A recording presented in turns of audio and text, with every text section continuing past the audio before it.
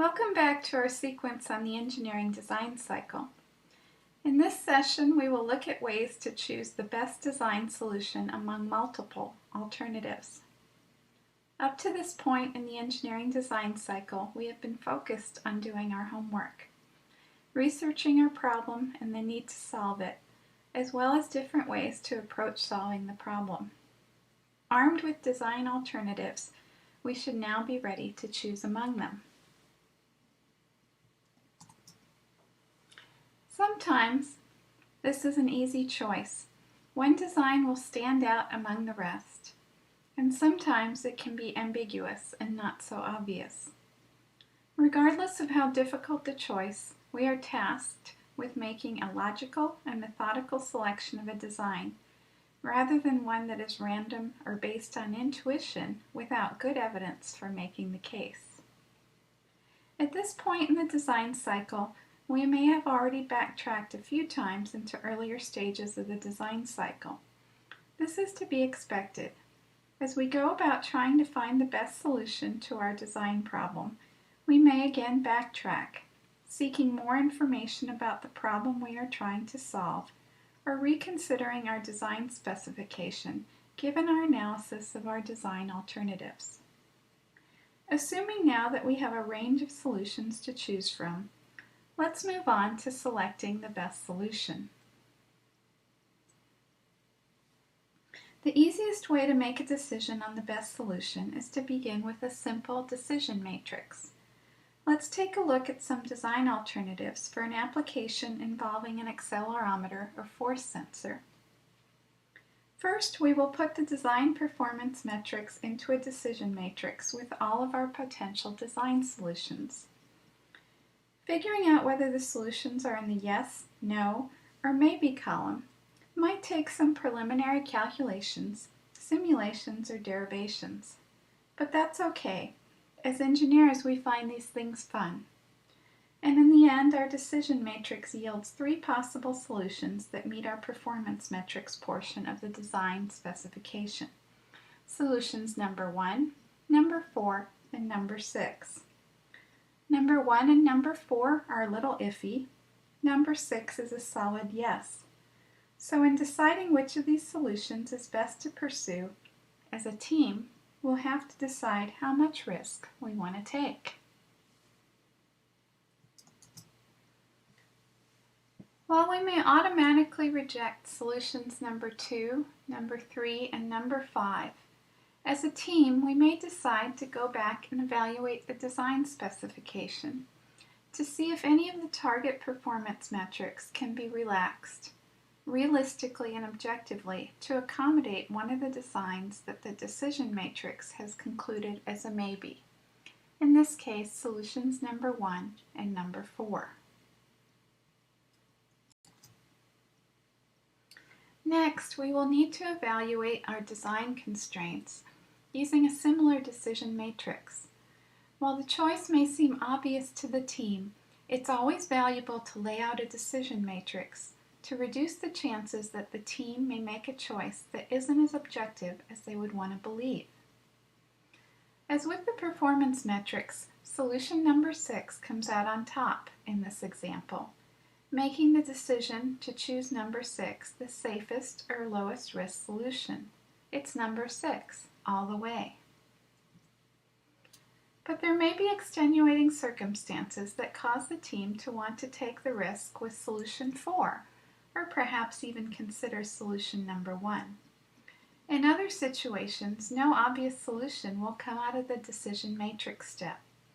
In these cases, it's time to move on to a more sophisticated decision-making system. More sophisticated planning and decision techniques can help our design team to move forward when there is conflict or uncertainty in selecting the best solution to pursue during the engineering design cycle. One such technique, SWOT, or Strengths, Weaknesses, Opportunities, and Threats, gives the team a chance to evaluate a broader set of considerations that goes well beyond the performance metrics and constraints, and looks at the strengths and the weaknesses of the team for pursuing certain designs over others, and opportunities and threats in the outside world, the customer base, the corporation, etc., that should be taken into consideration when selecting the best design to pursue. In SWOT, strengths are internal to the team. Which designs are the team best suited to develop and pursue? What's the best match among team and design specification? Sometimes what the team can do is different than the best objective choice, and the team's strengths and talents can become a deciding factor in the final selection process. Likewise, the weaknesses of the team can also play a role in choosing a solution. Weaknesses can submarine what looks to be the best solution on paper and prompt a wise team to select a solution that may be riskier but suits what the team is best at. SWOT is a useful decision and planning tool because it not only considers the strengths and weaknesses of the team, but also considers what's outside the team in making a decision. Opportunities are strengths in the world outside the team. Those factors out in the real world that can transform an otherwise undesirable design solution into one that is worth pursuing because the market, the customer base, the need, the demand is out there waiting for it. The world outside the team can also pose some threats. For example, a competing product of similar design might be too much of a threat to be worth the risk of pursuing a particular design solution. Such a threat might point the team towards selecting a riskier or alternative solution that, if it works, will have greater competitive advantage over existing products than a more similar design. As the team moves through the decision-making process, from the simplest decision matrix to a more complex SWOT analysis or other sophisticated planning tool, it can be very easy to become biased towards one solution over another and lose objectivity. Recognizing signs of bias and taking steps to prevent that bias is very important to making the best team decision. This requires that the team get to know itself better and recognize where it is most vulnerable to bias and making wrong decisions. Here are just a few questions of each individual on the design team, as well as the team overall, to understand where the tendency is to fight against certain solutions or irrationally fight for solutions that may not be the best.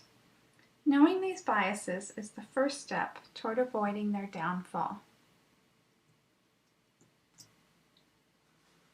Compensating for bias can be as simple as putting oneself on the outside of the decision process. What would you advise a friend or peer to do given this decision-making situation? Or using reverse line thinking. What's the worst thing that can happen if the team chooses one design over another? And how will those consequences affect each member of the team? Knowing the answer to these questions helps the team identify risk and manage it so that no one on the team assumes a risk for which they can't bear the consequences. Choosing a solution among design alternatives to pursue for the remainder of the engineering design cycle is not often straightforward. It requires at the very least a solid and formal decision matrix to rank solutions from best to worst. When this does not produce an obvious solution, SWOT may help in making a decision, or another planning tool may better match the decisions the team faces. Regardless, it is well worth the time and effort for the team to identify where each member tends to be biased and to use reverse line thinking or other compensation techniques to ensure that bias does not get in the way of a good decision. Good decisions are not magic or automatic. They require diligence and planning to achieve. In this session, we have discussed how to make decisions as a design team in a way that minimizes the risk that we will end up somewhere the team doesn't want to go. Thank you for joining us. We certainly hope that this session has been helpful in supporting your own unbiased decision-making efforts, and that you'll join us again as we take a detailed look at other phases of the design cycle.